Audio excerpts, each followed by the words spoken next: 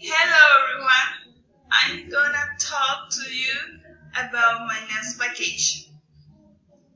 Well, on my next vacation, I'm gonna spend a month in the USA. I think I'm gonna fly to New York because this city is very interesting and exciting. In New York, I'm going to look at the buildings, museums, and go shopping.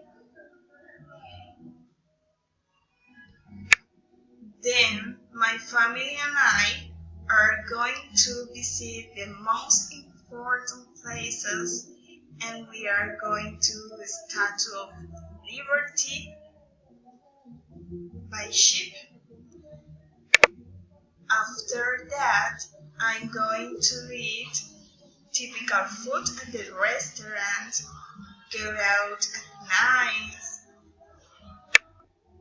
make a new friends, and finally I'm going to buy a new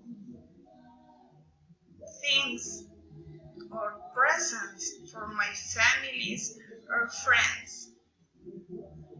I think it really is gonna be fantastic.